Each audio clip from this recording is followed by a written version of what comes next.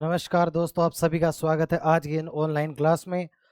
जो कि आप सबको पता होगा, ये क्लास होती है डेली 10:15 पे आपको प्रोवाइड करवाई जाती है कोस्मो अकेडमी के ऑनलाइन प्लेटफॉर्म पर, जिसमें हम डिस्कस करते हैं डेली प्रीवियस ईयर क्वेश्चनों को और प्रीवियस ईयर क्वेश्चनों के एक पेपर सेट को मैथ के पॉइंट ऑफ व्यू से। गणित का जो एक पेपर सेट रहा होता है, जो कि ग्रुप डी एग्जामिनेशन में लगभग 25 प्रश्नों का एक पेपर सेट होता है, उसको हम डिस्कस करते हैं और डिस्कस करते हैं कि क्या हमारी एग्जाम में अप्रोच रहती है। ये क्लास विशेषकर विशेषकर ग्रुप डी स्टूडेंट्स के लिए, ग्रुप डी एस्पिरेंट्स के लिए बहुत ज़्यादा इंपॉर्टेंट होने वाली है। क्यों होने वाली है? क्योंकि इस क्लास का टारगेट है 25 में से 25 अंक आपको प्राप्त करना है और 25 में से 25 अंक प्राप्त करते हुए आपको सिलेक्शन प्राप्त करना है, जो कि बहुत ज़्यादा अहम रोल हो जाता है गणित का। क्योंकि लगभग 100 में से 25 प्रश्न आपसे गणित से पूछे जाते हैं और डेली हम प्रीवियस ईयर का भी कितना अहम रोल होता है आपके एग्जाम के अंदर, ये आप जो भी सिलेक्टेड पर्सन है उन सभी से जानते होंगे, बातचीत करते होंगे तो बिल्कुल वो आपको बताते होंगे कि लगभग 90 से 95% तो प्रीवियस ईयर क्वेश्चनों को ही रिपीट किया जाता है एग्जाम में। लगभग 5, 7, 10% ही नए क्वेश्चंस बनते हैं। उनको हम इसी एग्जाम में, इसी क्लास में हम ये डिस्कस करते हैं कि क्या बन सकता है क्वेश्चन, क्या आपसे पूछ सकता है। तो प्रीवियस ईयर क्वेश्चनों का जो अहम योग है, अहम रोल है, उसी को ध्यान में रखते हुए हम डेली एक पेपर सेट को डिस्कस करते हैं मैथ के पॉइंट ऑफ व्यू से। और ग्रुप डी के इतर कोई भी स्टूडेंट्स जो रेलवे की तैयारी कर रहा है, उसके लिए भी क्लास बहुत ज़्यादा इंपॉर्टेंट होने वाली है। और आपका कोई भी ऐसा पर्सन है या कोई यार दोस्त हो, छोटा भाई हो, कोई भी हो, उसको भी आप ये क्लास शेयर कर सकते हैं, सजेशन दे सकते हैं कि आप इस क्लास से जुड़िए। ये क्लास बहुत ज़्यादा अहम रोल होने वाला है आपका। देखो, लगभग 5-6 महीने बाद आपकी एग्जाम होगी। यदि आप आज से ही तैयारी नहीं कर रहे हैं, आज से ही प्रिपरेशन नहीं कर रहे हैं, तो कहीं ना कहीं आप सिलेक्शन में देखो पिछड़ जाओगे यार दोस्त। तो आपको बिल्कुल ध्यान देना है, इस क्लास में बने रहना है टिल द सिलेक्शन। जब तक कि आपकी एग्जाम ना हो, तब तक आपको इस क्लास से जुड़े रहना है, यदि आप मैथ में से फुल मार्क्स अचीव करना चाहते हैं तो। ठीक है, आज की जो शिफ्ट होगी ना, आज की जो शिफ्ट हम डिस्कस करेंगे, देखो लगभग हमारी 7वीं क्लास है और लगभग 6 पेपर सेट हम डिस्कस कर चुके हैं। 6 पेपर सेट मतलब 150 क्वेश्चन, 150, और लगभग हम 2500 क्वेश्चन डिस्कस करने वाले हैं। तो देखिए कितना ज़्यादा वेटेज है 2500 क्वेश्चन होगा। आज हम जो करेंगे वो होगी हमारी 1 मार्च की, ओ सॉरी 1 दिसंबर की होगी क्लास। और वो पहले शिफ्ट में जो पेपर पूछा गया हम उसी को डिस्कस करेंगे लास्ट ईयर। ठीक है, चलते हैं हमारे पहले प्रश्न की तरफ। पहला देखो, जो प्रश्न होने वाला वो आपको दिया गया है कि माध्य और बहुलक समान है, देन एक्स को हमें फाइंड करना है। ठीक है, देखो माध्य होता है मीन, माध्य कहते हैं हम मीन को, और बहुलक कहते हैं मोड को। यदि मैं बात करूं मीन, मीन होता है बिल्कुल आपके एवरेज। एवरेज का फॉर्मूला क्या होता है? राशियों का योग बटे राशियों की संख्या। टोटल जितने भी नंबर्स दिए गए हैं उनका योग करो, टोटल करो, और नंबर ऑफ डिजिट या नंबर ऑफ आपके सामने कोई भी संख्या दे रखी है उनका भाग दे दो, तो आपके सामने बिल्कुल आप माध्य प्राप्त कर सकते हैं। तो चलिए शुरू करते हैं। देखो, इसका मीन हो गया हमारे पास बीच का पॉइंट 20। ठीक है, यहाँ हो गया हमारे पास 30, यहाँ हो गया हमारे पास 40।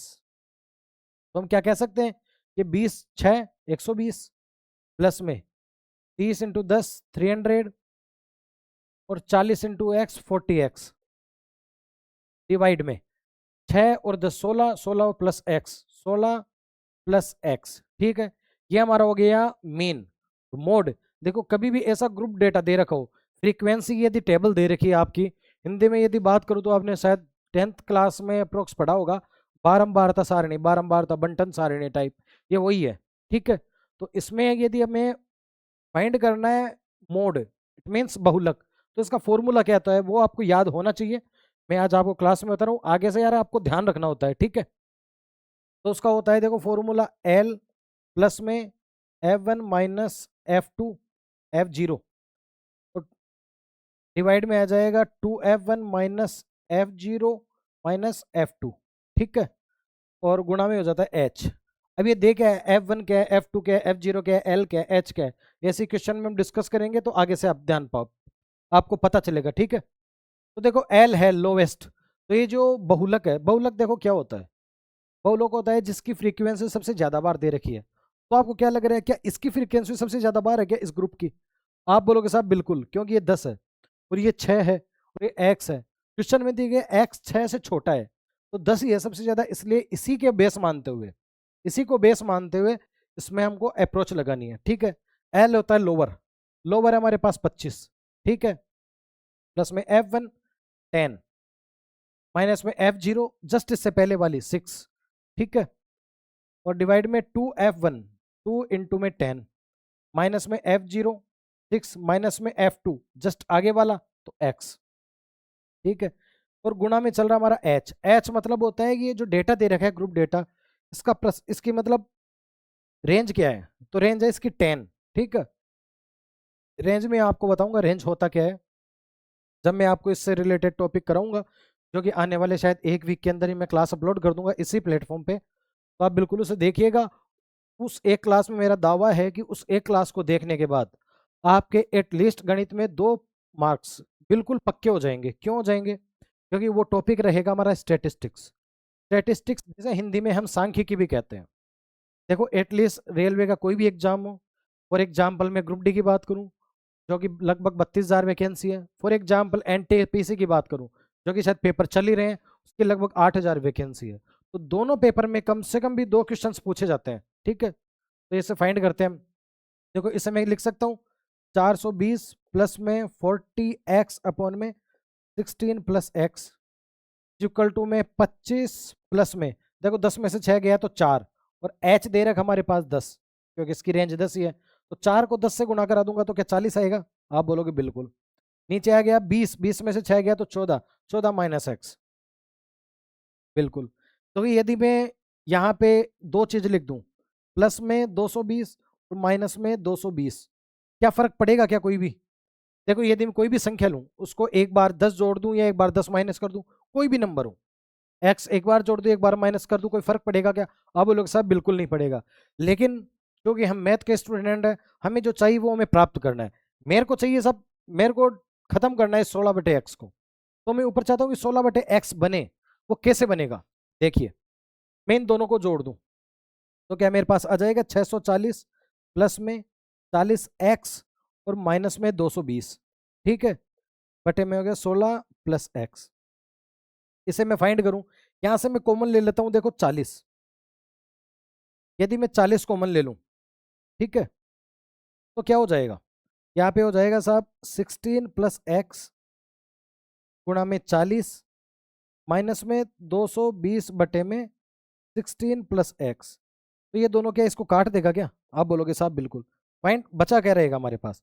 हमारे पास रह जाएगा साहब 40 माइनस में 220 बटे में 16 प्लस एक्स। यहाँ क्या है हमारे पास?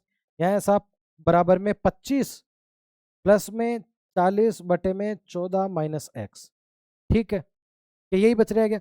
यदि मैं 25 को इधर ले आऊं और 220 को उधर ले जाऊं तो क्या बनेगा हमारे पास? देखना यहाँ कर रहा हूँ सोल्व आगे, तो बचेगा 15 बराबर में 40 बटे में 14 माइनस एक्स, और साथ में हो जाएगा 220, इधर माइनस के तो इधर जाके प्लस के, प्लस में हो जाएगा 16 प्लस एक्स। हमारे पास एक्स की वैल्यू पूछ रहे हैं। एक्स की वैल्यू क्या है मैं यहाँ पुटअप करूँ और दोनों इक्वेशन सेटिस्फाई हो जाए, ये जो इक्वेशन दे रहे सेटिस्फाई हो जाए, मतलब लेफ्ट हैंड साइड और राइट हैंड साइड दोनों इक्वल हो जाए। यहाँ 15 है तो क्या इधर भी 15 बन जाएगा, तो बिल्कुल सेटिस्फाई होंगी एक्स की वैल्यू। आप बोलोगे बिल्कुल। तो एक्स के मान दे रखे हमारे पास ऑप्शन में 1 2 3 और 4। बिल्कुल आपको मास्टरी नहीं करनी है, एग्जाम में आपको बहुत समय बचा के चलना है। आप ऑप्शनों के बिल्कुल बहुत ज्यादा हेल्प ले पाओगे। जैसे जैसे मैं कुछ टॉपिक आपको करवा दूंगा, यूनिट डिजिट करवा दूंगा, 10th प्लेस करवा दूंगा, डिजिटल सम यानी संख्याओं का जोड़ करने का जो मेथड है वो बता दूंगा, तो आप पाओगे बहुत आसान हो जाएगा हमारे लिए। फिलहाल मैं ऑप्शन को पुटअप कर रहा हूँ, तो क्या मैं यहाँ 1 रख दूँ तो 13, 14 माइनस 1 13, 13 40 को काट रहा है नहीं, तो 1 नहीं रह सकता। 2 रखूँ तो 14 माइनस 2 12/40, 12 काट देगा 40 को नहीं काटेगा। 3 रखूँ तो भी नहीं काटेगा 11, 14 माइनस 3 11/40। यदि मैं 4 रखूँ तो देखना, 4 रखूँ तो 1 का 10 हो गया क्या? 14 माइनस 4 10, और ये हो गया 20, 16 प्लस 10 इसको काट देगा 4 बार, प्लस में 0 से 0 और 20 इसको काट देगा 11 बार, प्लस में 11 बराबर में 15 है। तो 15 बराबर में 15 सेटिस्फाई हो रही है? आप बोलोगे बिल्कुल। देन एक्स की वैल्यू क्या है हमारे पास? 4। यही हमारा आंसर है, ठीक है। ऐसा भी आप सोच सकते हो एग्जाम में, जहां फंस रहे हो। देखो इसको सोल्व करने जाओगे ना तो क्रॉस मल्टीप्लीकेशन करोगे तो बहुत ज्यादा लेंदी हो जाएगा। आप बेटर है कि आप ऑप्शन को उठाओ, ऑप्शन दे रखा आपको, बिल्कुल एग्जामिनर 4 ऑप्शन देता है, वो आपकी हेल्प के लिए भी होते हैं, ठीक है। चलते हैं नेक्स्ट प्रश्न में। नेक्स्ट होने वाला है कि एक सेल्स पर्सन है कोई, वो एक वस्तु पर 73 की छूट देता है और 56% का लाभ प्राप्त करता है। यदि मैं सीपी की बात करूं तो क्या 100 कह सकते हो? आप बोलोगे साहब बिल्कुल। और रेशो पूछ रहा है तो बोल रहा हूँ कि मैं, मेरा सेलिंग प्राइस क्या है, 56% का लाभ हो रहा है तो 156। आप बोलोगे साहब बिल्कुल। छूट कितने की दे रहा है? छूट वो 73% की दे रहा है, तो बेच कितने में रहा है? आप बोलोगे साहब 27 में बेच रहा है। बिल्कुल 27 में बेच रहा है। और मेरे को जाना है कहाँ पे? मार्क प्राइस पे, तो मैं से मैं 100 से मल्टीप्लाई कर दूंगा। आप बोलोगे साहब बिल्कुल। तुमसे रेशो पूछ रहा है वो सीपी का, तो रेशो में 156 बटे में 27 गुणा में 100। देखो 100 इसको काट देगा और ये जाएगा 3 से 9 बार, 3 से 5 और 2 बार, तो 9 रेशो में 52 हमारे पास आ गया। पूछ रहा गया क्रय मूल्य और सूची मूल्य, इट मीन्स मार्क प्राइस, अंकित मूल्य। ठीक है, तो ये सीपी है, ये यही हमारा आंसर है। देखो एक बात को बहुत ध्यान से देना, सिली मिस्टेक्स कहाँ होती है एग्जाम में? सिली मिस्टेक्स देखो स्टूडेंट से होती है, जैसे कि मैं बोल रहा है क्वेश्चन, ये यहाँ दे रखा है कि 9:52, यहाँ एक ऑप्शन दे रखा होता 52:9, डी की जगह, सोचो आप। और पूछ लेता क्रय मूल्य और विक्रय मूल्य, क्रय मूल्य और अंकित मूल्य का पूछ रहा है, सूची मूल्य। पूछ लेता विक्रय मूल्य, मार्क, ओ सॉरी, मार्क प्राइस का और सीपी का, कॉस्ट प्राइस का, और हमारे पास ये भी ऑप्शन होता। हमारे हमने आंसर निकाला है 9:52 लगा के आ जाते, आगे हम देखते भी नहीं। लेकिन यदि उल्टा कर देता तो हमारा आंसर ही हो जाता। तो ये जो सिली मिस्टेक्स है ना, कि क्रय मूल्य का सूची मूल्य से या सूची मूल्य का क्रय मूल्य से, इन दोनों को आपको बहुत ध्यान से देखना है। यहाँ सिली मिस्टेक्स हो जाती है और आप करके आओगे बिल्कुल मैंने आंसर प्राप्त कर लिया, 1 नंबर पक्के। जब आंसर की आती है तो लगता है कि माइनस हो गया, या तो क्वेश्चन गलत हो गया और माइनस में उड़ ले गया। तो आप इस सिली मिस्टेक्स को ध्यान में रखना है, ठीक है। चलते हैं नेक्स्ट में। बोल रहा है ए और बी मिलकर किसी कार्य को करते हैं साहब 4 दिनों में, और बी अकेले उस कार्य को कर देता है साहब 20 दिनों में। तो मैं टोटल वर्क मान लेता हूँ हमारे पास 20। एफिशिएंसी का रेशियो क्या आ जाएगा? यहाँ आ जाएगा 5, या आ जाएगा 1। बोला ए अकेले उससे 2 गुना कार्य, कार्य कितना था 20, अब कितना हो गया 2 गुना 40, ए अकेला। देखो दोनों की एफिशिएंसी 5 है और बी की अकेले की है 1, तो ए की कितनी हो गई? आप बोलोगे सब 4। तो 4 की एफिशिएंसी ये 40 काम कर देगा हमारे पास 10 दिन में। क्या यही आंसर है? आप बोलोगे साहब बिल्कुल यही आंसर है। चले नेक्स्ट प्रश्न में। तो देखिए आपके सामने नेक्स्ट प्रश्न क्या है। एक त्रिभुज है, उसका, उसकी भुजाएं दे रखी है, उनका रेशो दे रखा है। त्रिभुज है, देखो एक कोई भी ट्रायंगल है कि जो तीनों साइड है ना, जैसे मैं आपसे बात करूं ए बी सी, तो बी सी ओ ए, इनका रेशो दे रखा है ये, और इसका परिमाप टोटल दे रखा है हमारे पास, वो है 516। रेशो में क्या है ये? रेशो में करूंगा देखो, 5 3 8 16 6, 3 3 6 2 8 86, तो मैं काटूँ तो ये काट देगा 6 बार। ठीक है, देखो मैं काट रहा हूँ 2 से, बिल्कुल ये 6 6 36 6 बार जा रहा है। अब मैं कहूँ कि बुझाएं कितनी है, तो पहली बुझाई क्या आ जाएगी हमारे पास? आ जाएगी 28 गुणा में 6। दूसरी आ जाएगी 23 गुणा में 6। तीसरी आ जाएगी 35 गुणा में 6। पूछ रहा है कि क्षेत्रफल पूछ रहा है। तो देखो यदि आपके पास तीनों भुजाएं दे रखी है, आपके सामने बहुत शानदार एक फॉर्मूला होता है हीरोज का। यदि उस फॉर्मूले में रख, वो होता क्या है? वो होता है देखो ये, ब्रैकेट में एस, एस माइनस ए, एस माइनस बी और एस माइनस सी। देखो यदि आपको ये नहीं आता तो आप क्वेश्चन को नहीं कर पाओगे दोस्त। कुछ चीजें आपको याद रखनी होती है मैथ में, एडवांस मैथ में तो कुछ ज्यादा ही चीजें याद रखनी होती है। क्यों? यदि आप क्वेश्चन को बहुत आसानी से करना चाहते हैं, यदि आप चाहते हैं कि वो टाइम लगे, तो देखो आप कर सकते हो कि मैं इधर उधर करके पूरे क्वेश्चन को सोल्व कर दूंगा, लेकिन 1 घंटे में 2 ही कर पाऊंगा। तो दोस्त 3 1.5 ही घंटा मिल रहा है, 100 क्वेश्चन करने हैं आपको, तो आपको फॉर्मूला याद होना चाहिए। फॉर्मूला में एस क्या होता है? एस होता है सेमी पैरामीटर, परिमाप का आधा। तो परिमाप दे रखा है 516, आधा कर देंगे तो कितना हो जाएगा हमारे पास? देखो 516 दे रखा है, पूरा सेमी पेरीमीटर कर देंगे तो हमारे पास आ जाएगा 2 दूनी 4, 2 पंजे 2 अट्ठे 258। एस की वैल्यू आ गई 258। 258 ब्रैकेट में चल रहा है, ठीक है, गुणा में एस माइनस ए। एस 258 है, ए कितना है? ए आ जाएगा साहब 6 8 48, 4 2 6 2 12 400, 168। ये आ जाएगा 6 3 18, 1 6 2 12 1 13, 138। यह आ जाएगा हमारे पास 210। ठीक है, इसमें से डिफरेंस करोगे आ जाएगा 90। एस माइनस बी आ जाएगा हमारे पास 120। एस माइनस ये आ जाएगा हमारे पास 48। सॉल्व करेंगे, देखो बाहर क्या निकल, क्या 2 जीरो में 1 जीरो बाहर निकाल सकता हूँ? आप बोलोगे साहब बिल्कुल। 10 गुणा में 12, इसको लिख सकता हूँ 12 गुणा में 4, तो 12 और 12 एक, 12 बार आ गया। अब 4 में से बाहर आ गया हमारे पास 2, और 9 में से आ गया 3, रूट में रह गया 258। ठीक है, 258। तो देखिए 3 दूनी 6, 12 छिके 72, 720 रूट में 258। क्या यही आंसर आ रहा है? आप बोलोगे साहब बिल्कुल यही आंसर आ रहा है। देखिए कितना आसान हो जाता है यदि आपकी अप्रोच सही है तो। चलते हैं नेक्स्ट प्रश्न में। नेक्स्ट हमारा 5 अंकों वाली संख्या है जो 90 से डिवाइडेड है। देखो दोस्त, यदि 90 से डिवाइड है कोई संख्या, तो क्या उसके लास्ट में जीरो होना चाहिए क्या? आप बोलोगे साहब बिल्कुल। तो देखो y तो हमारे पास आ गया 0।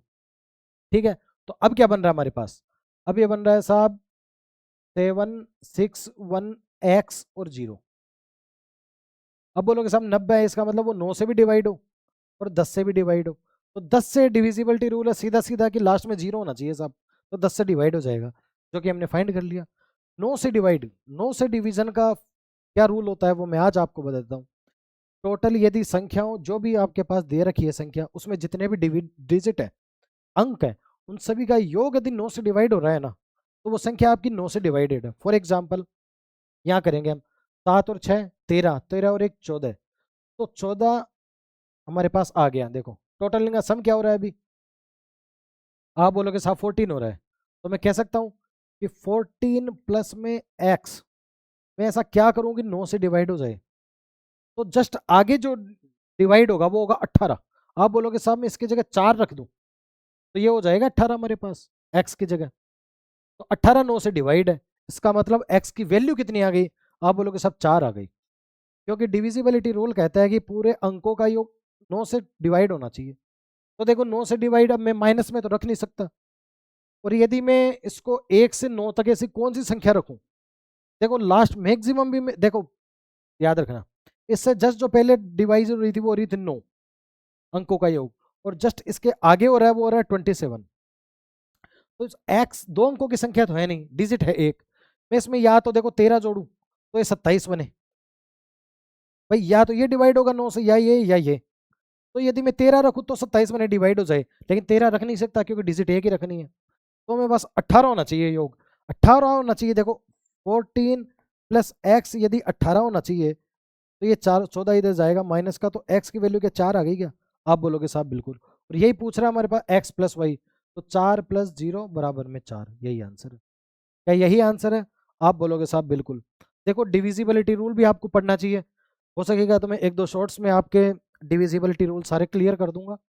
बिल्कुल, आप मेरे को व्हाट्सएप पे देखो एक नंबर शायद दे रखे होंगे मैंने, उसमें आप मैसेज करना है ना, लास्ट में दे दूंगा क्लास के, इतनी भी क्या जल्दी है अपने को।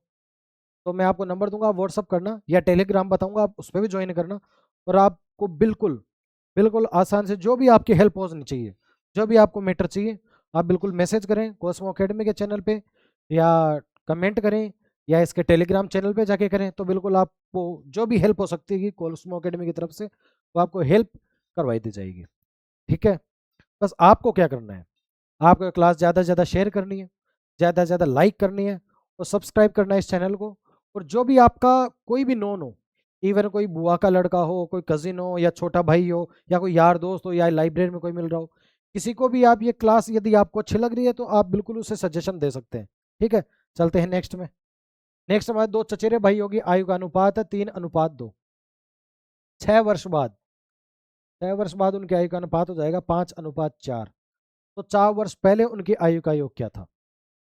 देखो मैंने आपको एक बात बताई होगी कि एवरेज का जो डिफरेंस रहता है वो ऑलवेज सेम रहता है। जैसे मैं आज मेरे भाई से 3 साल छोटा हूँ, तो मैं ऑलवेज जीवन भर 3 साल छोटा रहूंगा, तो यहाँ भी डिफरेंस सेम रहना चाहिए ना? आप बोलोगे साहब बिल्कुल। यहाँ डिफरेंस कितना है? 1। यहाँ डिफरेंस कितना है? 1। देखो यहाँ डिफरेंस सेम आ रहा है, यदि सेम नहीं आ रहा होता तो हम इसे सेम बनाते, और बनाते कैसे, ये बिल्कुल हमने लास्ट क्लास में जाना है। देखो मान लो यहाँ डिफरेंस आता 2, यहाँ था 1, तो इसको 2 से गुना करते, इसको 1 से, तो डिफरेंस सेम हो जाता ना। तो डिफरेंस सेम ही बनाना है। तो यहाँ वैल्यू दे रखी है देखो 6, किसकी दे रखी है? 3 से बढ़ के कितने हो गए? 2। तो रेशो में वैल्यू दे रखी है 2 की। फाइंड क्या करना है? 4 वर्ष पहले उनका आयु का योग। आज फाइंड कर लेते हैं क्या था उनके आयु का योग। और 4 वर्ष पहले तो 4 वर्ष पहले 4 का छोटा हो जाएगा, 4 ये माइनस हो जाएगा, तो 8 माइनस करा देंगे। ठीक है, तो दोनों का योग है अभी 5, तो हमारे पास आ जाएगा 2 काटेगा इसको 3 बार तो 15। आज उनकी आयु का योग 15 है, 4 वर्ष पहले उनकी आयु का योग क्या रहा होगा? तब एक दोनों भाई हैं, 4-4 साल छोटे रहे होंगे, तो 4-4 यदि 4 साल एक रहा होगा, 4 साल दूसरा, तो दोनों टोटल 8 छोटे रहे होंगे क्या? तो क्या 15 में से मैं 8 माइनस कर दूं तो आंसर आ जाएगा? आप बोलोगे साहब बिल्कुल, तो माइनस में देखो 8 और आ जाएगा हमारे पास 7। क्या यही आंसर है? आप बोलोगे बिल्कुल यही आंसर है। चलते हैं नेक्स्ट प्रश्न में। देखो नेक्स्ट होने वाला है कि दो संख्या है का रेशो दे रखा है 7:8 और एचसीएफ हमको दे रखा है साहब 32, तो उनका एलसीएम फाइंड करना है। देखो एचसीएफ क्या होता है? एचसीएफ दोनों संख्याओं में से सबसे बड़ा जो कॉमन फैक्टर होता है ना, वही एचसीएफ होता है। इट मीन्स का मतलब क्या है मेरी बात का? देखो ये संख्या क्या है, यदि कोई भी संख्या है, कोई भी रेशो है, देखो फॉर एग्जाम्पल 3:2 है, मैं कह दूं कि साहब इनका एचसीएफ 12 है, तो ये संख्या क्या है? 12×3 = 36 और 12×2 = 24, ये वो संख्या है। एचसीएफ हम फाइंड कैसे करते हैं? इनका सबसे बड़ा जो कॉमन फैक्टर है, जैसे 12 का भाग इसमें भी जाता है और 12 का भाग इसमें भी जाता है, तो 12 का भाग देने के बाद 3:2 आ गया। अब ये नहीं कट रहा, एक को प्राइम नंबर है, मीन्स ये संख्या इनमें से कम एक जब तक ऐसी संख्या आ जाए जिन दोनों में से कोई भी कॉमन नहीं आ पा रहा हो, वो रेशो है। अब देखो इनमें से, अब इसको मिटा देता हूँ फॉर ये एग्जाम्पल के लिए था, ठीक है ना? तो देखिए इनमें से क्या कोई कॉमन आ पा रहेगा? आप बोलोगे सब नहीं आ रहा, तो ये संख्या क्या है? ये हमारा एचसीएफ है 32, मैं कहूँ 32, ये गुणा में 7 है संख्या, ये इधर क्या है 32 गुणा में 8। फाइंड करना है एलसीएम, लघुत्तम समापवर्तक। ठीक है, तो मैं क्या कह सकता हूँ कि साहब 32 तो कॉमन था ही ना, गुणा में 7 और गुणा में 8, यही हमारा एलसीएम है। आप बोलोगे बिल्कुल, तो ये कितना है? देखो यूनिट डिजिट से क्वेश्चन को कैसे करते हैं, देखो चारों ऑप्शन में अलग अलग है, दो में है लेकिन फिर भी हम फाइंड कर लेंगे क्या आएगा हमारे पास। ठीक है, तो डिजिट, लास्ट डिजिट है ना जो, वो क्या आएगी वो फाइंड करते हैं। 8 को मैं इससे गुणा करूंगा तो 8×7 = 56, 6 है ना, 6 को इससे गुणा करूंगा 2 से तो गया 12, 2 आएगा। मतलब जो भी संख्या आएगी, मेरे को मतलब नहीं वट एवर कोई भी संख्या ही हो, लेकिन जो लास्ट का होगा वो 2 होगा, और 2 देखो एक ही है हमारे पास ऑप्शन में, यही आंसर है। हमें क्यों करना है पूरा फाइंड, क्यों करना है पूरा सोल्व? हमें चाहिए आंसर, जो कि एग्जाम में करना है वो हमारा फाइंड हो गया, हमने प्राप्त कर लिया, तो क्यों करना है पूरा सोल्व? चलते हैं नेक्स्ट प्रश्न में, यही आंसर है। एक वॉशिंग मशीन की कीमत टीवी से 50% कम है। देखो ये हो गई वॉशिंग मशीन, ये हो गया टीवी, 50% कम, यदि ये 100 है तो ये क्या 200 है। यदि वॉशिंग मशीन की कीमत 83% बढ़ जाती है तो क्या बढ़ के हो गई 183। बोल रहा है कि टीवी 38% कम हो जाता है, तो 38% 200 का 38% होता है 76। अब कितनी रह गई? अब ये रह गई 124। बोल रहा है 8 वॉशिंग मशीन और 4 टीवी, 8 ये खरीद रहा है और 4 ये खरीद रहा है। जितने पैसे वो पहले खर्च कर रहा था, अब कितने कर रहा है? अब मतलब क्या उसका फर्क पड़ रहा है? पहले मैं खरीद रहा था जब जब वैल्यू थी इसकी 100 थी, इसकी 200 थी, तब मेरे इतने रुपए लग रहे थे। अब चूंकि कीमतों में बदलाव हो गया है, अब मेरे को इतने पैसे देने पड़ रहे हैं, तो कितने ज्यादा देने पड़ रहे हैं वो ये क्वेश्चन पूछ रहे हैं। चलिए फाइंड करते हैं। तो 8 वॉशिंग मशीन के पहले थे 800 और 4 टीवी के भी 800, तो क्या 1600 थे क्या? आप बोलोगे साहब बिल्कुल, पहले वो व्यक्ति 1600 रुपये खर्च कर रहा था, अब कितने कर रहा है? देखो 8 को इससे मैं मल्टीप्लाई करूंगा, 8×3 = 24, तो 8×8 = 64, 2 66 और 8 1064, क्या यही आ रहा है? 6 14 1464, 1464 आ रहा है। ठीक, इसका क्या आ रहा है? इसमें 4 है टीवी। ठीक है, तो क्या आ जाएगा? 496 आ जाएगा क्या? आप बोलोगे साहब बिल्कुल 496 आ जाएगा। दोनों को मैं जोड़ दूं तो 0 और 9 और 6, 10 और 6 16 को छुगो और 1 9 1। अब वो खर्च कर रहा है साहब इतने रुपए, तो कितने रुपए ज्यादा खर्च कर रहा है? अब बोलोगे साहब डिफरेंस है यहाँ पे 360 का, 360 1600 का कितना प्रतिशत हुआ, यही फाइंड करना है अपने को। ठीक है, तो ये गया यहाँ से और मैं करूँ यहाँ से 8 से काटूँ इनको, देखो आंसर क्या आ रहा है। ठीक है, 8 से मैं कट करता हूँ, 8 से गया है 2 बार 8 चौके 32 और 8 पंजे 40, तुम्हारे पास आ गया 45/2। 45/2 हो गया सब 22.5, 22.5। ठीक है, तो यही आंसर है। चलिए नेक्स्ट प्रश्न में। देखो अरिथमेटिक में यदि आपको क्वेश्चन समझ में आ रहा है तो आपका ये मान के चलो कि 50% काम आपको हो चुका है। आपको तो फिर कैलकुलेशन करनी है जो बहुत आसान होती है। हमें पर देखो बहुत ज़्यादा मेथड है हमारे पास, लेकिन हम पूरी अर्थमेटिक को एक रेशो मेथड में लेके चल रहे हैं। क्यों? क्योंकि हमें ज़्यादा दिमाग ना चलाना पड़े और क्वेश्चन बहुत आसानी से एक ही वे में चलते हुए हर टॉपिक से सोल्व हो जाए। तो हम रेशो मेथड का यूज करें क्योंकि वो हर जगह लग रहा है आपके सामने। देखिए ये बोल रहा साहब समांतर माध्य कितना है। अब समांतर माध्य क्या होता है? देखो इसी पेपर में हमारा स्टैटिक से एक क्वेश्चन आप पहले आ चुका है, एक क्वेश्चन अब आ चुका है, तो लगभग 2 क्वेश्चन तो स्टैटिक से आते ही हैं। तो ये मेरा सजेशन है, जब भी मैं वो टॉपिक इस प्लेटफॉर्म पे प्रोवाइड कराऊंगा मैं टेलीग्राम पे आपको शेयर कर दूंगा, ताकि वहां से जाइए आपके पास सबसे पहले नोटिफिकेशन आएगी। हो सकता है आपको चैनल भी सब्सक्राइब कर लो, वहां से भी नोटिफिकेशन आ जाएगी। वो टॉपिक पढ़ लिया ना एक क्लास, और ज़्यादा नहीं 1 से 2 घंटे के बीच में वो क्लास होने वाली है, तो 1-2 घंटे में कम से कम आपके 2 मार्क्स पक्के हो जाएंगे। ठीक है, चलते हैं इस प्रश्न पे। समांतर माध्य, समांतर माध्य होता है साहब मीन, या फिर इसे एवरेज भी कह सकते हैं। तो क्या होता है? राशियों का योग, टोटल जितने बटे में टोटल नंबर्स। तो देखिए क्या इसे मैं यूनिट डिजिट से कर सकता हूँ क्या? आप बोलोगे साहब बिल्कुल। देखिए कैसे, मैं बोलूँ 9 और 3 12, 12 और 4 16 और 3 19 2 21 2 23 7 30 7 37 और 2 39।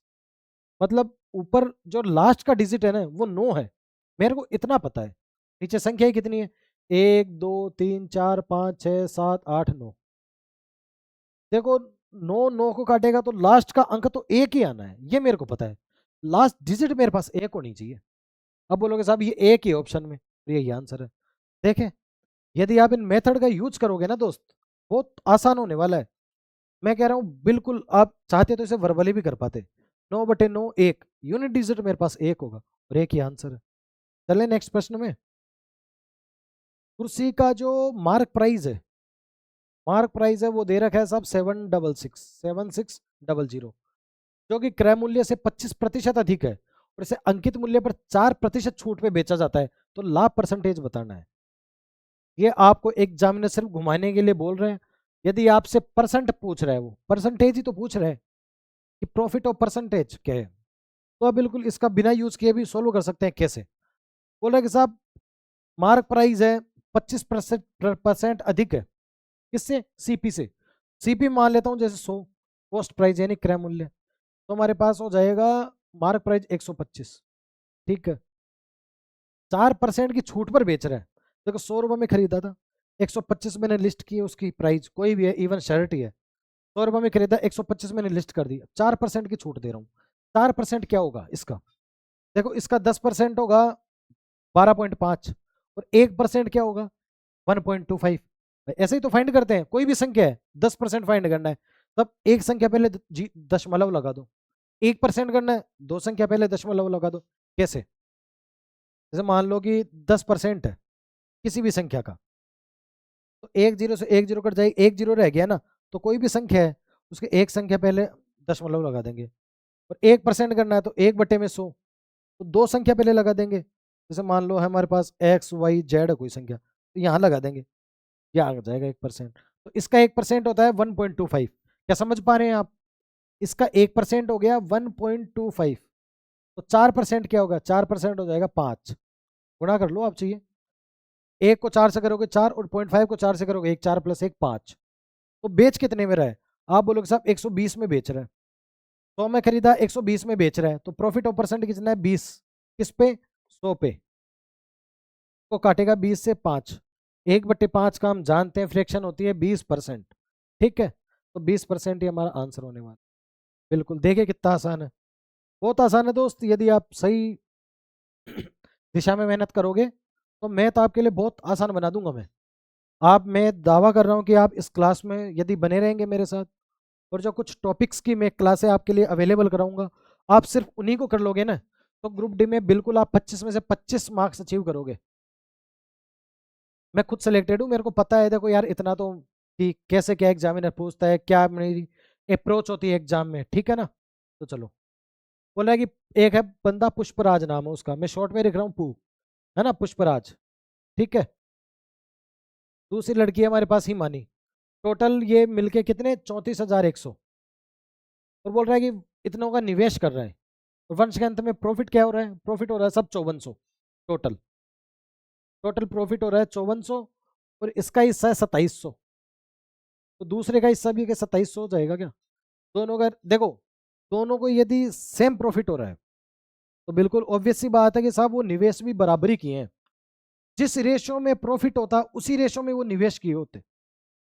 और प्रॉफिट का रेशो क्या है, 2700, 2700 27 से काटेगा 1:1, यानी इक्वल इक्वल उनको प्रॉफिट हो रहा है। तो साहब इक्वल ही उन्होंने डिवाइड, मतलब निवेश है ना वो भी इक्वली किया है।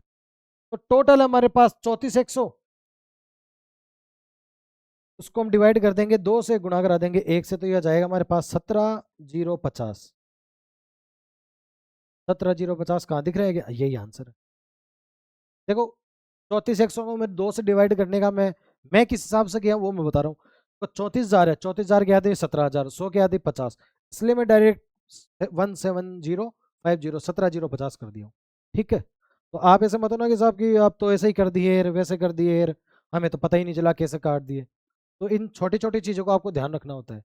दूसरा है, देखो साहब, एक सीढ़ी है जो कि दीवार के सहारे जमीन से 60% का कोण बना रही है, ठीक है साहब।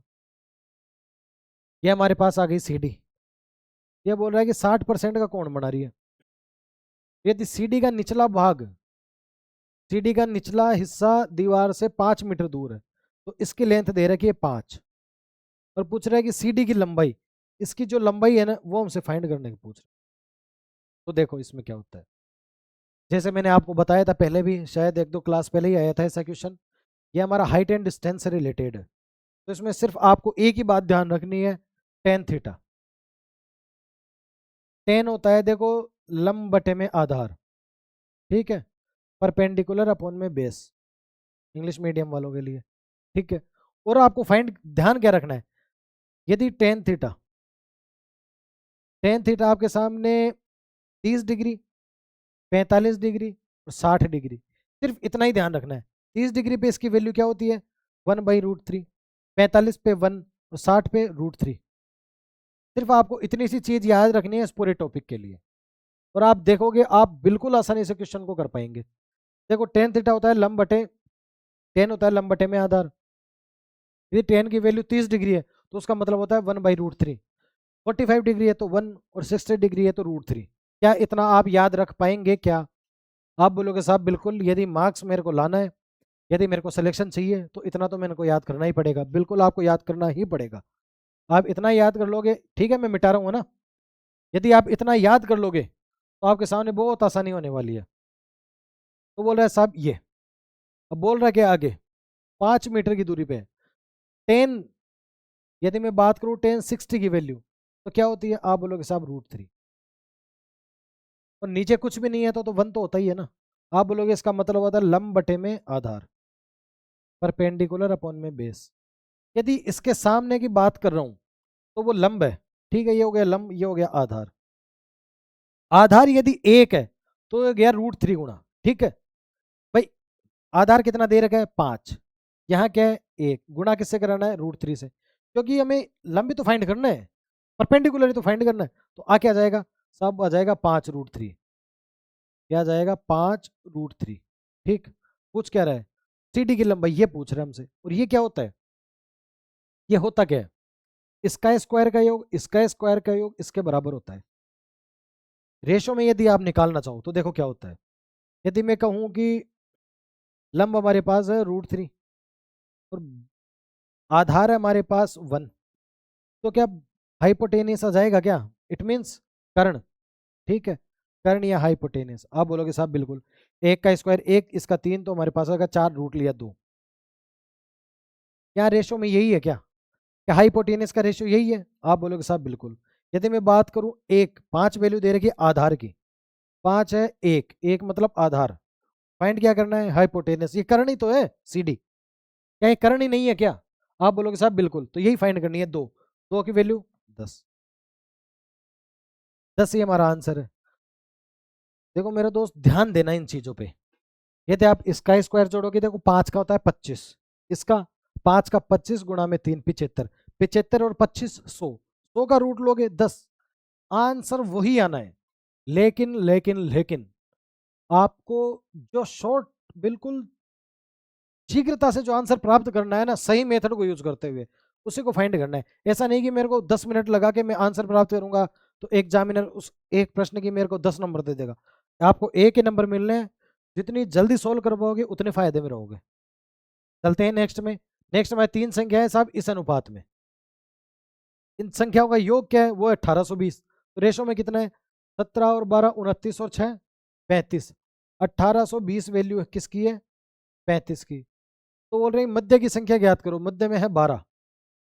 ठीक है, ये फाइंड करना है अपने को। ठीक है, यदि मैं देखो इसको 7 से कर दूं, सॉरी 5 से ही कर देता हूँ।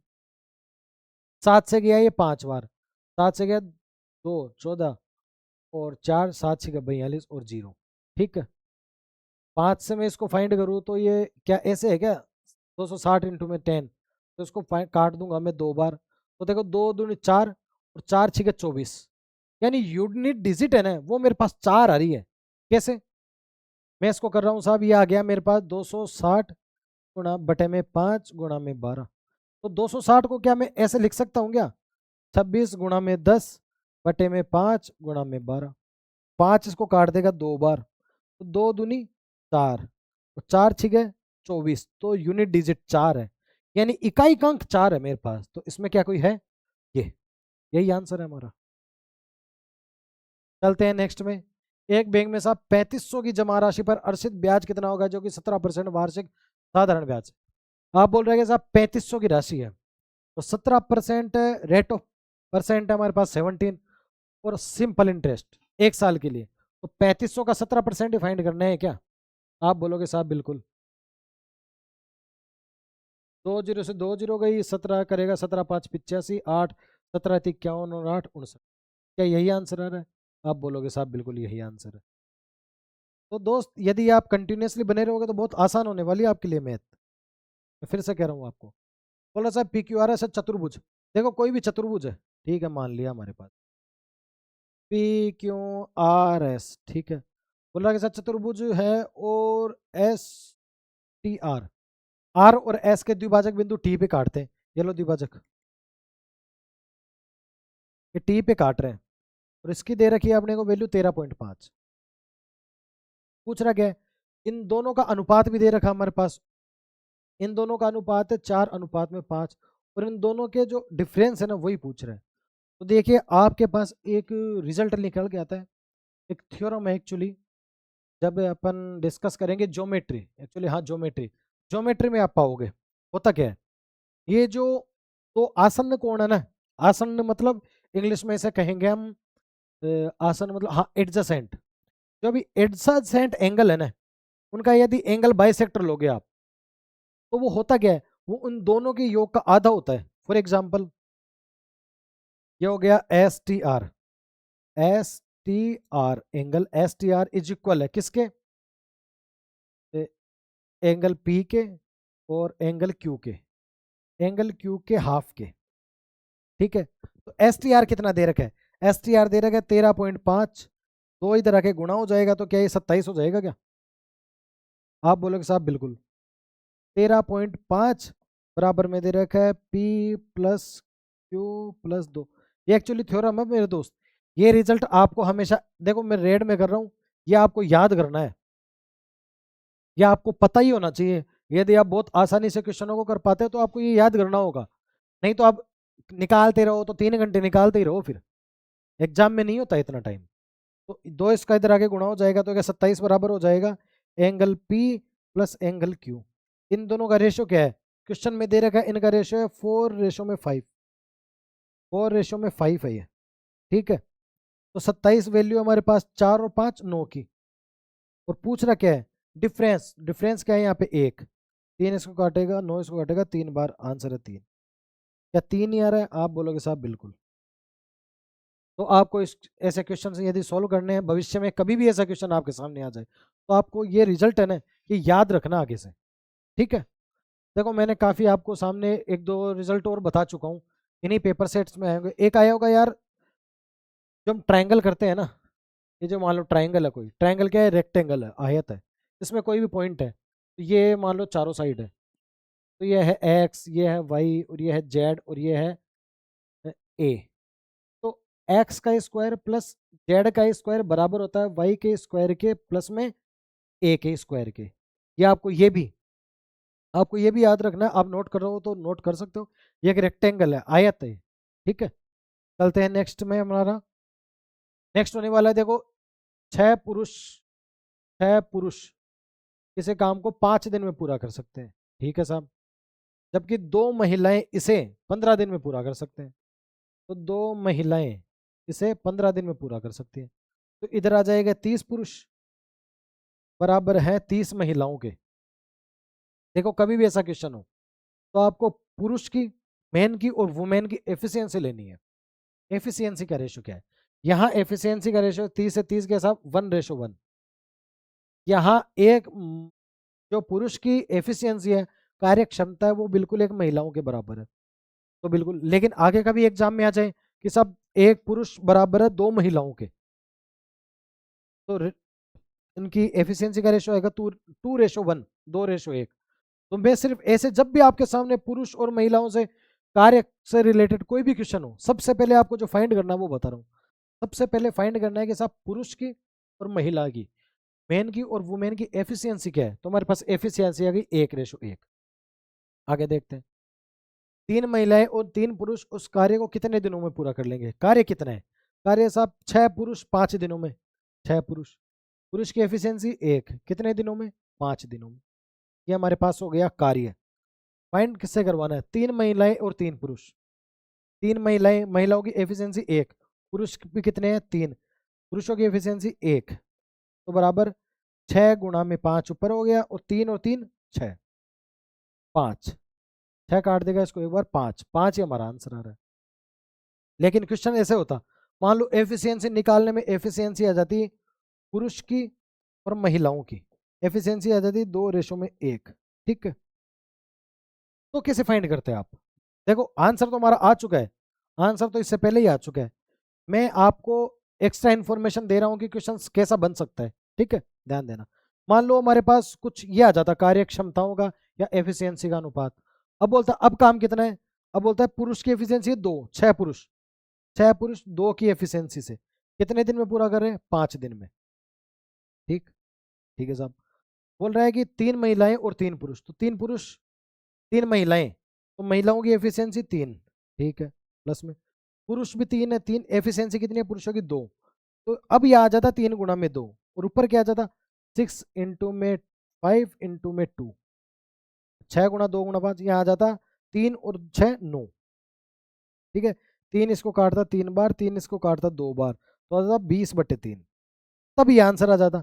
एफिशिएंसी चेंज होते ही आंसर चेंज हो जाता। तो आपको ऐसे क्वेश्चन जब भी एग्जाम में दिए गए हो, सबसे पहले आपको फाइंड करना है एफिशिएंसी। चलते हैं नेक्स्ट पे।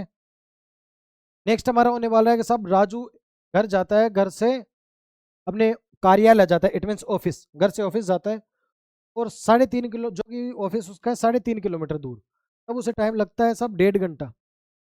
और शाम को जब वापस आता है, जब उसे लगते हैं सब 30 मिनट अधिक, तो 1.5 घंटे में यदि 30 मिनट जोड़ोगे तो 2 घंटे लगते हैं। अब बोल रहे हैं साहब एवरेज स्पीड क्या थी। एवरेज स्पीड का यदि आपको फॉर्मूला नहीं आता तो मैं बता देता हूँ आपको, आपको याद रखना है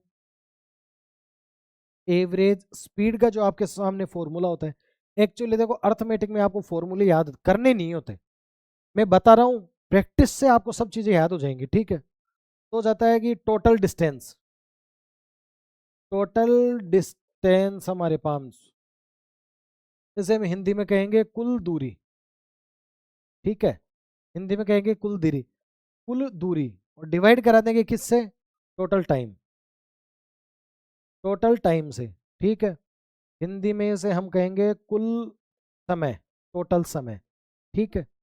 फाइंड करेंगे टोटल डिस्टेंस क्या है। देखो 3.5 किलोमीटर जा रहा है और 3.5 किलोमीटर ही आ रहा है, तो डिस्टेंस कितनी हो गई, आप बोलोगे सब 7। तो टाइम कितना है, 1.5 घंटे जा रहा है, और आते टाइम उसको 30 मिनट ज्यादा लग रहे हैं, मतलब 2 घंटे लग रहे हैं, तो आते टाइम टाइम कितना लग रहा है, तो सब बोलोगे सब 3.5 घंटे, तो जीरो हटाएंगे यहाँ, 0.35 को काट देगा 2 बार, तो उसकी एवरेज जो स्पीड है वो 2 है। क्या आप समझ पा रहे हो एवरेज स्पीड किसे कहेंगे हम, और कितना आसान हो जाता है यदि आपको एवरेज स्पीड पता है। ओनली आपको यदि एवरेज स्पीड पता है ना दोस्त, तो देखो कितना ज्यादा आसान, आप इसे वर्बली भी कर सकते हैं। मैं कहता था 3.5 जा रहा है, 3.5 आ रहा है 7, 1.5 घंटे जाने में, 2 घंटे आने में, 3.5 घंटे, 3.5 और 7 को काटेंगे तो 2 आंसर। बिल्कुल आप वर्बली पेन टच करने की जरूरत नहीं है, और आप इस क्लास में बिल्कुल टच में रहेंगे, मैं यकीन दिलाता हूँ आपको, मैं विश्वास दिलाता हूँ, आप मेरे साथ रहो तो सही, 10-20 पेपर सेट करो तो सही, आप पाओगे कि आप 25 में से 10 से 15 क्वेश्चन तो विदाउट पेन टच किए करोगे। ये दावा है मेरा, क्योंकि मैंने एग्जाम देखे हैं ना यार दोस्त। ठीक है, चलते हैं। एक फल विक्रेता है जो कि 2 रुपए में, 1 रुपए में 2 नींबू खरीदता है। देखो 1 रुपए में 2 नींबू, ठीक है, नींबू इट मीन्स लेमन, और बोल रहा है कि फिर 3 रुपए में 5, 3 रुपए में 5 के हिसाब से बेच देता है। अब वो बोल रहा है कि साहब इसे क्या प्रॉफिट हो रहा है, क्या लॉस हो रहा है, वही हमें जानना है। ठीक है, तो मान लिया। अब मैं कहूँ, ऐसे जब भी आपके सामने क्वेश्चन हो, तो आपको यदि कैलकुलेशन आसान करनी है, बहुत ज्यादा आसान करनी है, तो आप क्या करोगे? आप बोलोगे साहब मेरे लिए आसान ये रहेगा कि सीधा सीधा मेरे को बोल दे कि 5 रुपए में खरीदा, 6 में बेचा, या 3 में खरीदा, 4 में बेचा, 10 में खरीदा, 12 में बेचा, तो प्रॉफिट क्या है? आप बोलोगे साहब 10 में खरीदा, 12 में बेचा, 2 रुपए का प्रॉफिट 10 पे, 2/10, लगभग 20%, इसका मतलब 20% है। तो आप बोलोगे साहब मेरे लिए जो आसान है ना, वो ये है कि मैं इन चीजों को यदि मैं रुपए में दे रखा हूं मेरे पास, तो मैं बहुत जल्दी फाइंड कर लूंगा। रुपए में देने की एक क्या कर सकते हो कि आपके सामने सिर्फ रुपए की वैल्यू आ जाए। आप बोलोगे, अब मैं बता रहा हूँ जिस बात को ध्यान देना, या आपको वो आपके सामने कैलकुलेशन हो रही है साहब, 2 नींबू 1 रुपए में, 5 नींबू 3 रुपए, कुछ गड़बड़ सा लग रहा है। देखो ये रेशियो एक्चुअली, आप इसको वाइल्ड एंगल पे ले जाओ चाहे डाउन पे ले जाओ, कोई फर्क नहीं पड़ने वाला है। भाई 1 रुपए के 2 नींबू है, 10 रुपए के 20, 50 रुपए के 100, भाई देख, पूरा मतलब जो कहने का सार है वो तो यही है ना, इस हिसाब से खरीद रहा हूँ, कितने खरीद रहा हूँ उससे मतलब नहीं है। यदि मैं नींबुओं को सेम कर लूँ, देखना मैं कहना क्या चाह रहा हूँ, यदि मैं कहूँ कि इसको तो मैं गुणा कर दूं 5 से, ठीक है, तो इसको गुणा करा दूं 2 से, क्यों कर दूं? क्योंकि मैं चाहता हूँ सब नींबू मेरे पास सेम हो जाए। यदि भाई इतने ही नींबू खरीद रहा हूँ, इतने ही बेच रहा हूँ, तो इससे तो कोई फर्क पड़ेगा नहीं, क्यों? लेकिन इधर फर्क पड़ जाएगा। उधर क्या हो जाएगा कि सब सेम क्वांटिटी में नींबू खरीद रहा है, सेम क्वांटिटी में ही बेच रहा है, तो नींबुओं का हमारी कैलकुलेशन ही खत्म कर देगा। कैसे? 5 से गुणा कराओगे तो 5 रुपए में 10 नींबू, तो 2 से कराओगे तो 6 रुपए में 10 नींबू, तो नींबू साहब सेम है, तो केल कोई फर्क पड़ेगा क्या? आप बोलोगे साहब नहीं, सारा जो फर्क पड़ना है वो इस रुपयों पे ही पड़ रहा है। का मतलब पहले वो उतने ही नींबू, नींबू तो सेम ही हो गए ना, अच्छा कितने भी हो उससे क्या फर्क है? 5 में खरीद रहा था, 6 में बेच रहे हैं, तो प्रॉफिट क्या हो रहा है? 1 का हो रहा है, कितने पे? 5 पे। 1/5 की फ्रैक्शन आप सभी जानते ही होंगे, यदि आप मेरे साथ जुड़ रखे हैं तो 20% होती है, और यही हमारा आंसर है। समझा? आगे से क्या करना है? आगे से आपको कैलकुलेशन यदि आसान करनी है, तो आपको नींबुओं को सेम कर लेना। उससे होगा क्या? उससे आपके सामने कैलकुलेशन सीधी सीधी रुपयों पे रह जाएगी, मनी पे रह जाएगी, वैल्यू पे रह जाएगी। सब 5 में खरीदा तो 6 में बेच रहा हूँ, क्योंकि सेम नींबू देखो 5 में खरीद रहा था उतने ही नींबू खरीद रहा था, उतने ही बेच रहा हूँ। या अलग अलग तो थोड़ी कंफ्यूजन हो जाएगी आपको। तो नींबुओं को सेम करोगे, नींबू के, अब सोचो आज नींबू है, कल को संतरा दे दे, एप्पल दे दे, कुर्सी दे दे, टेबल दे दे, मेज दे दे, मोबाइल दे दे, पेन दे दे, कुछ भी दे सकता है ना। बिल्कुल, आपको हमेशा क्वांटिटी जो भी दे रखी है हमसे वैल्यू गुड्स की, वो सेम करनी है, ताकि सिर्फ पूरा दारोमदार हमारे पास रुपयों पे आ जाए और हमारी कैलकुलेशन बहुत आसान हो जाए। चलते हैं नेक्स्ट में। देखो दो क्रमागत विषम संख्याओं का गुणनफल ये है, छोटी वाली संख्या प्राप्त करनी। अब देखो मेरे साथ दोस्तों, मेरी एक बात को ध्यान देना, आपके सामने एक संख्या है 5, 5 के 2 केस होते हैं, ठीक है, ये मैं बता रहा हूँ। विषम संख्या इट मीन्स ओड, ओड, ठीक है। सम संख्या का मतलब होता है इवन। चलो 5 को मैं पहले कोई भी ओड संख्या से डिवाइड कर, मतलब मल्टीप्लाई कर रहा हूं, कोई भी इवन संख्या से नहीं, ओड संख्या से मैं गुणा कर रहा हूं, तो आपके सामने रिजल्ट क्या आएगा? आप बोलोगे साहब जो भी आएगा इकाई का अंक मेरा 5 ही रहेगा। तो 5 को कोई भी आप विषम संख्या से गुणा कराओ, विषम संख्या किसको? जैसे लास्ट में 1 3 5 7 और 9 आ रहा हो, गुणा करा के देख लो। 5 से 5, 3 से 15, 5 से 25, 7 से 35, 9 से 45। क्या इकाई का अंक हमेशा 5 ही आ रहा है क्या? इकाई का अंक हमेशा ऑलवेज आपके पास 5 होगा। लेकिन मैं यही इवन संख्या से करूं, कोई भी सम संख्या से करूं, तो सम संख्या के लास्ट में जैसे मान लो 2 4 6 8 और 0 आ रहा हो, तो आप बोलोगे साहब तब 0 हो जाएगा। देखो 5 से गुणा कर रहा हूँ 2 को 10, 4 से 20, 6 से 30, 8 से 40 और 0 से तो चाहे 0। तो इकाई का अंक क्या 0 आ रहा है क्या? आप बोलोगे साहब बिल्कुल। इस बात को याद रखना आप, मैं आपसे काफ़ी बार पूछूंगा भी, लगभग काफ़ी बार मैं आपके सामने ये जो मैंने बताई है बात, काफ़ी बार आपके सामने एक्चुअली प्रैक्टिस का देखो मैं लगभग 2500 क्वेश्चन की आपको प्रैक्टिस करा रहा हूँ। का यही टारगेट है। यदि मेरे को एक एक बार ही एक एक चीज़ बतानी होती ना, तो मैं 15-20 दिन में आपको बता के फ्री हो जाता। एक साथ लाता 20 दिन, क्या एक मैराथन लाता 10-15 घंटे की बता के फ्री। क्या आपके जहन में बैठ जाती वो चीज़ें? देखो मैं चाहता हूँ आपकी प्रैक्टिस में ये चीज़ें आए, ताकि एग्जाम में आप इसी प्रैक्टिस से करो, इसी अप्रोच से क्वेश्चनों को करो और बहुत अच्छे रिजल्ट लाओ। ठीक है, मैं इसको हटा रहा हूँ। अब देखना मैं कहना क्या चाह रहा हूँ। मैं जो इतनी देर से आपको 1 मिनट के लिए जो बात बताया हूँ, ये क्यों बताया हूँ, क्यों मैं इतनी भूमिका को बनाया हूँ कि साहब ये होता है ये होता है ये होता है, कैसे? सोचो, सम संख्याएं हैं, दोनों विषम संख्याएं हैं, तो ये तो आंसर हो ही नहीं सकता हमारा, कतई नहीं। यदि यही आंसर होता तो यूनिट डिजिट कितना होता? 5 होता कि नहीं? आप बोलोगे साहब बिल्कुल। यदि छोटी संख्या पूछ रहे हैं, छोटी संख्या, छोटी संख्या यदि 123 होती तो बड़ी संख्या क्या होती? आप बोलोगे साहब बड़ी होती 125, तो भी 5 आता, तो ये भी आंसर होगा? नहीं। देखो दो आंसर नहीं है आपके पास। अब आपके बचे हैं दो आंसर, कौन से? 127 और 129। यदि छोटी संख्या 129 है तो बड़ी संख्या हो जाती 131, और यूनिट डिजिट क्या आता? 9 एकम 9, यूनिट डिजिट आता 9। क्या ये भी आंसर है क्या? आप बोलोगे साहब नहीं। बचा क्या? 27।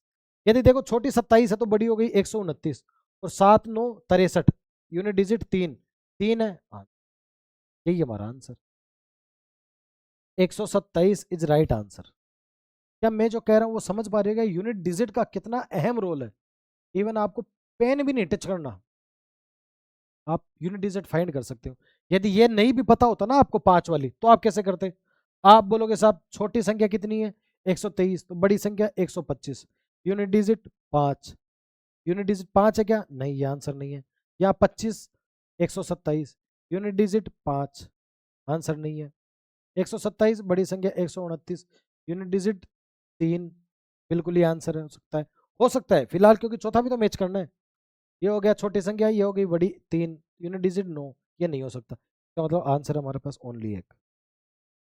खत्म। यूनिट डिजिट का इतना अहम रोल है ना मेरे दोस्त। अभी तो मैं आपको यूनिट डिजिट बता रहा हूँ। जब जब आप थोड़े परिपक्व हो जाएंगे, थोड़े मेच्योर हो जाएंगे, मैथ से फेमिलियर हो जाएंगे, मेरे से हो जाएंगे, इस प्लेटफॉर्म से हो जाएंगे, तो मैं आपको अभी तो यूनिट डिजिट का बता रहा हूँ मेथड। मैं आपको 10th प्लेस का भी बताऊंगा। जैसे मान लो आपके सामने एग्जाम में आ जाए कोई, यूनिट डिजिट करा रहा हूँ, आपके सामने 125 की जगह आ जाए 137, ठीक, इसकी जगह आ जाए 117, तो 3 हो गए ना आपके पास यूनिट डिजिट। भाई 7 है तो 3 हो गए ना, तो आप बोलोगे सब तीनों आ सकते थे। फिर मैं आपको बताऊंगा 10th प्लेस, इट मीन दहाई का अंक, तो 1 3 और 2 यहाँ अलग अलग है, यहाँ आंसर आ जाएगा। बिल्कुल आपके सामने कहीं भी आंसर आ सकता है। पेन मेरा छूट गया, उठा ही लेते हैं यार। इस हिसाब से आपको अप्रोच रखनी है। चले नेक्स्ट में। नेक्स्ट हमारा होने वाला है कि एक व्यक्ति का वेतन 30% कम हुआ। 30% की फ्रैक्शन जानते हो आप बोलोगे साहब जानते हैं, 30% की होती है 3/10। कम हो गया, 3 कम हो गया 10 में से, 7/10 हो गया। फिर 2 वर्षों में 30% बढ़ गया, तो 30% की फ्रैक्शन तो पता है बढ़ गया, तो 10 से बढ़ के 13, 13/10 और 3 साल तक, सॉरी 2 साल तक, ठीक है, 13/10। बोल रहा है कि वेतन में कितना डिफरेंस हुआ है, जो डिफरेंस है ना वही हमें फाइंड करना है। तो आप बोलोगे साहब ये ऊपर हो जाएगा 13×7 = 91, तो 13 एकम 13 को असल एक, 13 नाम है 117 और 118, नीचे आ गया 1000। यानी जो वेतन 1000 था अब बढ़ के कितना हो गया 1183। देखो मैंने आपको याद हो तो लगभग 3 से 4 क्लास पहले ऐसा ही एक क्वेश्चन था, मैंने 2 मेथड बताए थे आपको। एक उस टाइम वेरिएंट क्या थे, 2 थे, जैसे एक बार बढ़ रहा है 30% और एक बार घट रहा है 30%। तो मैंने आपको मेथड बताया था x+y+xy/100, ठीक है। और मैंने आपको उस टाइम बोला था ये दोस्तों आपको आसान लग रहा है, लेकिन आपको ये प्रैक्टिस में रखना नहीं है, प्रैक्टिस में आपको यही रखना है। टाइम बताया था, उस टाइम आपको लगा होगा साहब ये बहुत आसान है ये रख लेते हैं, लेकिन मैंने बोला था नहीं दोस्तों, आपकी प्रैक्टिस ना मतलब एक दिशा में होनी चाहिए और समांतर होनी चाहिए, मतलब पैरेलल। सिर्फ एक ही मेथड को पकड़ो और पूरी अर्थमेटिक को सॉल्व कर लो आप। तो इसी अप्रोच के साथ में आपको जाना था, ठीक है। अब देखिए कितने बढ़ गए साहब, 183 बढ़ गए, कितने पे 1000 पे, कितना परसेंट है। आप बोलोगे साहब ये 2 जीरो से 2 जीरो गई, जीरो बचा तो ये एक संख्या पहले 18.3, क्या यही आंसर है। आप बोलोगे साहब ये रहा, यही आंसर है। पहली बात तो देखो जहां ही वृद्धि हुई थी तो 2 तो वैसे ही कट गए थे कमी वाले, तुम्हारे पास वैसे ही 2 बचे थे, यूनिट डिजिट से भी करें तो भी ये लास्ट में 3 आने वाला है, ये 3 आंसर। ये समझ पा रहे हो मैं क्या कहना चाह रहा हूँ। इतना अहम रोल है ना रेशो का और फ्रैक्शन का, आज आप समझ पा रहे होंगे। टाइम तो आप शायद नहीं समझे होंगे जब मैंने बताया होगा आपको ये क्या है, आज समझ पा रहे होंगे, ठीक है। बोले साहब एक ट्रेन है 1439 मीटर लंबी, तो स्पीड क्या है, स्पीड साहब इसकी 36 kmph, km/h। और एक लंबा प्लेटफॉर्म कितना है, प्लेटफॉर्म है 1331।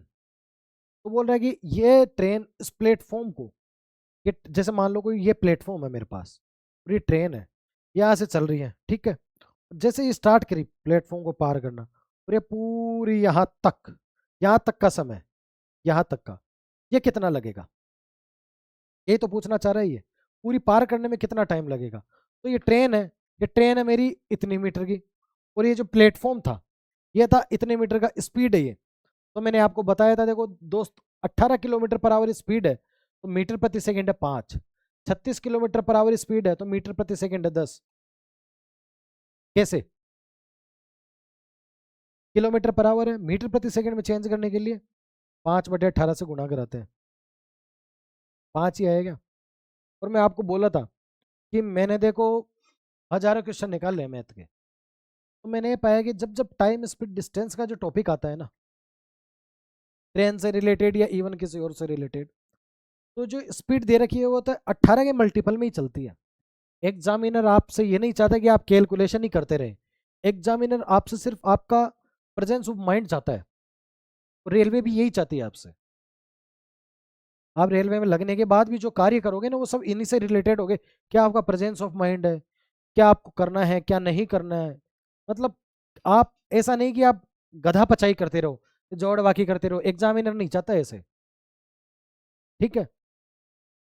तो km/h स्पीड है 36, तो मीटर प्रति सेकंड आप बोलोगे साहब 10, मीटर प्रति सेकंड हमारे पास स्पीड आ गई 10, और ये आ गया हमारे पास टोटल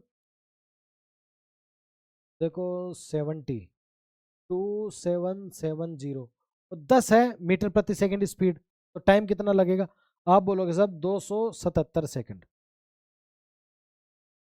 यदि आप मेरी लास्ट क्लास लिए होंगे, लास्ट क्या इवन 1-2 क्लास, और आपको नहीं भी लिए होंगे, आप कहीं से भी पढ़ के आए होंगे, आपको ये पता होगा कि 36 km/h स्पीड है तो मीटर प्रति सेकंड है 10, और टोटल लेंथ है 2770, 10 से डिवाइड करेंगे 277।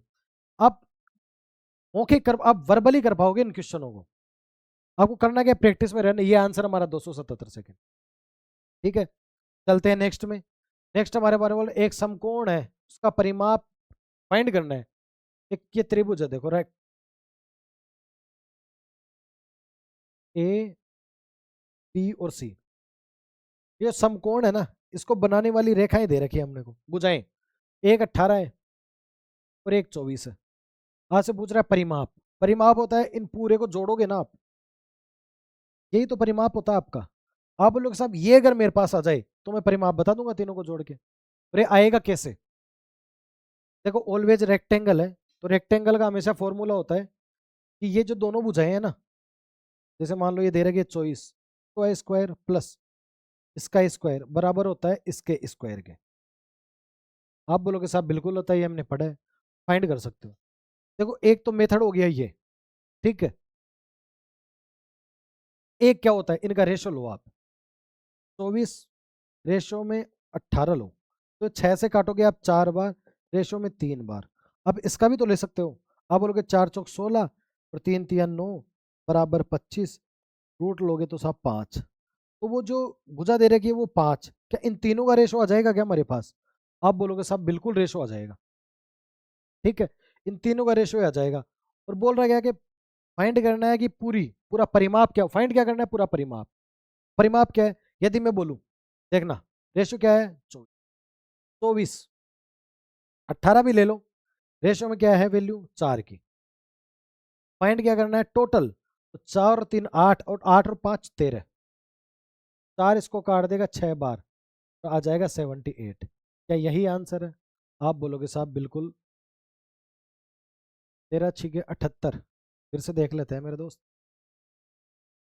अगर 4 छिके 24 25, 4 छिके 3 छिके 18, 5 और 3 8, 8 और 4 12, एक्चुअली 12 फाइंड करना है अपने को।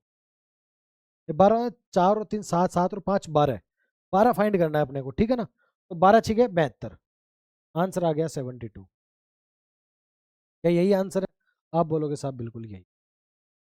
देखिए रेशो का कितना अहम रोल हो जाता है। यदि आपको रेशो नहीं पता होता ना, ये नहीं पता होता, तो आप बिल्कुल 24 का स्क्वायर निकालते, 24 को 24 से गुणा कर दे, 18 को 18 से गुणा कर दे, फिर इन दोनों का रूट लेते। इस कैलकुलेशन से बचने के लिए, इस इस समय को बचाने के लिए आप मेरे साथ यहाँ जुड़े हैं इस क्लास में। प्रीवियस ईयर बिल्कुल ऐसा क्वेश्चन ही आपके एग्जाम में छप सकता है। और इन्हीं क्वेश्चनों को इन्हीं अप्रोच को, इसी समय को बचाने के लिए आप मेरे साथ जुड़े हैं। और मेरा भी ये कर्तव्य है कि आप इसी समय को बचाइए और पूरे में से पूरे मार्क्स अचीव करें, ठीक है। तो बस आपको कुछ नहीं है, अगर आप जुड़े रहो बस दोस्त। किसी संख्या का 20% इसमें जोड़ दे तो वही संख्या प्राप्त हो जाती है। कोई भी संख्या है मान लो, 20% उसमें जोड़ दूं और वही पूरी संख्या आ जाती है। तो क्या बची हुई संख्या 80% है क्या? दो ही तो फैक्टर होते हैं, मान लो कोई भी संख्या है एक्स, इसका मैं 20% इसमें जोड़ दूं इसमें, तो ये क्या अपने आप में 80% नहीं है क्या? तभी तो ये पूरा 100% बनेगा। सोचो यार दोस्त, कोई भी संख्या है, मैं बोल रहा हूँ कि चलो मैं 25% जोड़ रहा हूँ, और वो जोड़ते ही वो संख्या पूरी 100% हो गई, वही संख्या हो गई ओरिजिनल। तो वो बचा हुआ 75% था, या 25%, दोनों मिलके 100% बन रहे हैं। तो सोचो, ये 25% है, या मान लो कोई भी परसेंट है, लेकिन दोनों मिलके 100% बन रहे हैं, वो संख्या बन रही है। तो क्या बची हुई 75 ही है क्या? तभी तो 25 इसमें जुड़ेगा तो ये 100 बनेगी। आप बोलोगे साहब बिल्कुल। 20 उसमें जुड़ेगी और 100 बनेगी, तो 78 कितनी हो गई? आप बोलोगे साहब 80%। और पूछ रहा क्या संख्या का 80% कितना होगा? तो 80% तो दे ही रखा है क्वेश्चन में, 78 होगा, बिल्कुल यही आंसर। यदि आप ठीक से पढ़े होते या ठीक से पढ़ रहे हैं, प्रैक्टिस कर रहे हैं, तो क्या दोस्त हम इसे वर्बली कर सकते हैं? आप बोलोगे साहब बिल्कुल कर सकते हैं, ठीक है। चलते हैं नेक्स्ट में। नेक्स्ट हमारा होने वाला है, देखो इसमें यदि छोटा कर दूं मैं थोड़ा, ठीक है, समझ पा रहे हो आप? बिल्कुल। ये दे रहा है एक्स स्क्वायर माइनस में 3x माइनस में 2, और दे रहा है एक्स प्लस में 5। सॉल्व करेंगे, एक्स स्क्वायर माइनस में 3x से होगा 3x स्क्वायर, अब 3 इससे होगा तो वो जाएगा अपने पास 15x, ठीक है। अब -2 इससे होगा तो -2x, माइनस इससे होगा तो -10। अब देखो ये माइनस में है, ये अब अंदर गुणा होएगा, देखना एक्स स्क्वायर, ये अंदर होगा माइनस में 3x स्क्वायर, ये माइनस, देखो यहाँ इन दोनों के बाद में क्या बचा, प्लस में 13x बचा ना, तो माइनस का इससे गुणा हो जाएगा माइनस में 13x, और ये माइनस का -10 से गुणा हो जाएगा प्लस में 10, तो 3x स्क्वायर माइनस का और x स्क्वायर प्लस का, तो क्या बचेगा ये माइनस में 2x स्क्वायर माइनस में 13x प्लस में 10, क्या यही आंसर आ रहा है क्या? हाँ ये रहा, यही आंसर है हमारे पास। चले नेक्स्ट प्रश्न में। देखो आपको ये जो ऐसे गुणा कराते हैं ये करना आता है क्या? ये देखो होता कैसे, पहले ये इससे होगा, फिर ये इससे होगा, फिर ये इससे होगा, फिर ये इससे होगा, ऐसे होता है ये गुणा। ठीक है, चलते हैं नेक्स्ट में। नेक्स्ट हमारा जो क्वेश्चन है वो है ये। तो इसको मैं देखो हमारे पास दे रखा है 5 3x+4 प्लस में 125 5x+1। ठीक है, एक्चुअली ऐसा नहीं है, ये है 125x+1, नीचे है 125x+1 माइनस में है 5 3x+2। देखो क्या मैं इसको ऐसे लिख सकता हूँ क्या? ध्यान से देखना, इसको मैं क्या ऐसे लिख सकता हूँ? 5 की घात क्यूब, ये 5 का क्यूब ही तो 125, 5 × 5 × 5। आप बोलोगे साहब बिल्कुल, और इसके पावर है ये x+1। मैं बात कर रहा हूँ सिर्फ इसी की, तो क्या मैं ऐसे लिख सकता हूँ? 5 3x प्लस में 4 प्लस में 5 क्यूब कैसे गुणा करूंगा? 3x+3 नीचे सेम सेम ही तो ही है, तो मैं कह सकता हूँ 5 3x+3 माइनस में 5 3x+2 बोल सकता हूँ। आप बोलोगे साहब बिल्कुल। यदि आपको नहीं पता तो आपसे याद रखना, कोई भी संख्या आपके सामने दे रखी है क्यूब, पावर दे रखी है 2, तो आप बिल्कुल इसे कर सकते हो 2 की पावर 6। ठीक है, ऐसे ही मैंने इसको किया है, बिल्कुल एज इट इज। आप बोलोगे साहब आगे क्या होगा? आगे देखिए फाइंड क्या करते हैं। यदि मैं कॉमन ले लूं, कॉमन क्या ले रहा हूं? देखो मैं इसको कॉमन ले रहा हूं, इसको ले रहा हूं कॉमन, कॉमन तो क्या होगा हमारे पास? देखो मैं कॉमन ले लेता हूं 5 की पावर 3x+3 को कॉमन ले लूं, तो हमारे पास बचेगा क्या? आप बोलोगे साहब यहाँ तो बच जाएगी 5 की पावर 1, बिल्कुल, और यहाँ बच जाएगा हमारे पास 1। नीचे क्या कॉमन ले रहा हूँ? नीचे में ले रहा हूँ 3x की पावर 2, तो यहाँ क्या बच जाएगा? 5 की पावर 1, 5 की पावर 3x+2 ये कॉमन ले रहा हूँ नीचे, तो क्या 5 की पावर 1 माइनस में, अब देखो मैंने कॉमन लिया है ये, एक्चुअली ये मैंने कॉमन लिया है। ठीक, तो यहाँ क्या बच जाएगा? यहाँ बच जाएगा सब 5 की पावर -1, ये बच जाएगा क्या? आप बोलोगे बिल्कुल। अब इसे सोल्व करोगे तो क्या प्राप्त होगा?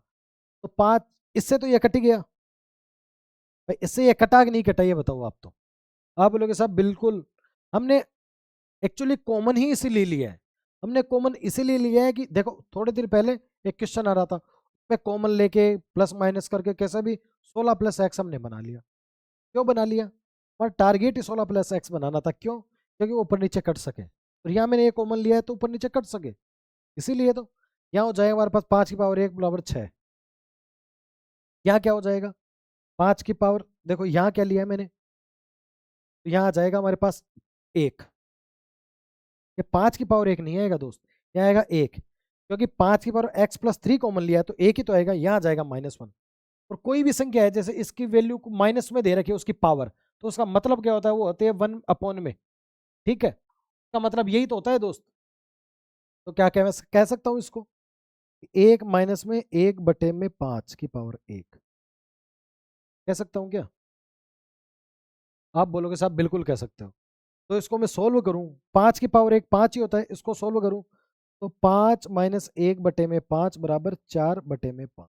नीचे आएगा 4/5, ऊपर 6, तो 4/5। इसको सोल्व करोगे आप तो 5 ऊपर चल जाएगा, हमारे पास आ जाएगा 30/4, काटोगे 15/2 बराबर 7.5 या 7.5, 7 सही, 1/2 या 7.5, तो 7.5 ही आंसर है। क्या आप समझ पा रहे हो क्या? चलते हैं नेक्स्ट में। ओ क्लास हो गई। ठीक है दोस्त, आज की जो शिफ्ट थी हमारी वो थी ये 1 नवंबर की 1 दिसंबर की पहली शिफ्ट, और ये 7वीं क्लास है हमारी। ऐसे ही करके दोस्तों आपको पता भी नहीं चलेगा कि आज देखो हमारे 175 175 क्वेश्चन हो चुके हैं, पता भी नहीं चलेगा कि कब 2500 क्वेश्चन हम कर चुके होंगे, और जो जो इस क्लास को देखेगा वो कर चुका होगा, और वो दूसरे पर्सन से, ऐसे पर्सन से जिसने क्वेश्चंस प्रीवियस ईयर क्वेश्चन की प्रैक्टिस नहीं की, आप उनसे कितनी ज्यादा लीवरेज पे होंगे, आप उनसे कितने ज्यादा अच्छे सिचुएशन में होंगे, कंडीशन में होंगे।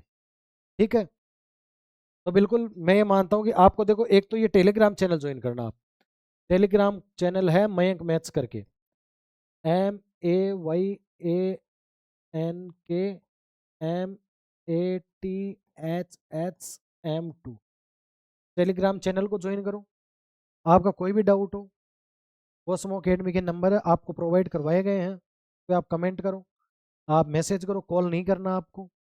और उसके अलावा आप इस टेलीग्राम से जुड़ो, कोसमो अकेडमी के टेलीग्राम से जुड़ो, आपको बहुत शानदार शानदार क्वेश्चंस की PDF प्रोवाइड करवाई जाती है, आपको जीके से रिलेटेड, आपको करंट अफेयर से रिलेटेड बहुत शानदार PDF प्रोवाइड करवाई जाती है। तो आप इनसे भी जरूर जुड़िए और अपनी प्रैक्टिस करते रहिए, पढ़ते रहिए, और आप एकदम बिल्कुल सिलेक्शन प्राप्त करें। मिलते हैं हम नेक्स्ट क्लास में, तब तक के लिए धन्यवाद।